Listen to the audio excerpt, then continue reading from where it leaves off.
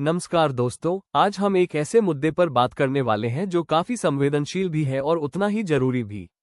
हाल ही में हर्षित राणा से जुड़ा मामला चर्चा में आया है और इसी के साथ एक शब्द फिर से सुर्खियों में है, इच्छा मृत्यु।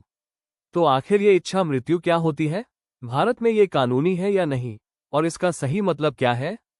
आइए इसे आसान भाषा में समझते हैं। पहला, जानते हैं मामला क्या है। हाल के दिनों में हर्षित राणा का नाम एक ऐसे केस में सामने आया जिसमें जीवन और मृत्यु से जुड़ा बड़ा सवाल खड़ा हुआ। इस तरह के मामलों में अक्सर यह बहस होती है कि क्या किसी व्यक्ति को अपने जीवन को समाप्त करने का अधिकार होना चाहिए, खासकर तब जब वो गंभीर बीमारी या असहनीय पीड़ा से गुजर रहा हो। दूसरा, जानते हैं इच्छा मृत्यु क्या होती है।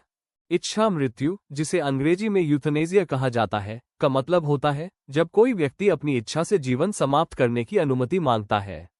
यह आमतौर पर उन लोगों के लिए होता है जो लाइलाज बीमारी से जूझ रहे होते हैं, अत्यधिक दर्द और तकलीफ में होते हैं, जिनके ठीक होने की संभावना बहुत कम होती है।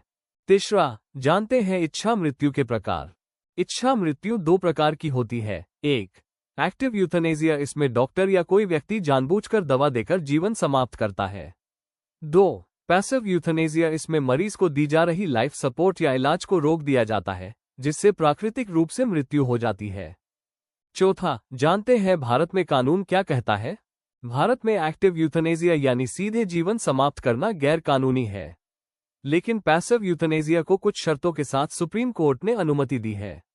2018 में सुप्रीम कोर्ट ने लिविंग विल को मान्यता दी। इसका मतलब है कि व्यक्ति पहले से लिख सकता है कि गंभीर हालत में उसे लाइफ सपोर्ट न दिया धीरे धीरे बढ़ रहा है। पांचवा, जानते हैं नैतिक और सामाजिक बहस। इच्छा मृत्यु सिर्फ कानूनी मुद्दा नहीं है, बल्कि यह एक बड़ा नैतिक सवाल भी है। कुछ लोग इसे इंसान का अधिकार मानते हैं, तो कुछ लोग इसे जीवन के खिलाफ मानते हैं। सवाल ये है, क्या दर्द से मुक्ति देना सही है या जीवन को हर हाल में बचाना जरूरी है? तो दोस्तों, हर्षित राणा जैसे मामलों से यह साफ होता है कि इच्छा मृत्यु का मुद्दा कितना जटिल और संवेदनशील है। ये सिर्फ कानून का नहीं, बल्कि इंसानियत, भावनाओं और नैतिकता का भी विषय है। अगर आपको ये जानकारी उपयोगी लगी हो तो वीडियो को लाइक करें और ऐसे ही इन्फॉर्मेटिव कंटेंट के लिए चैनल को सब्सक्राइब करना न भूलें।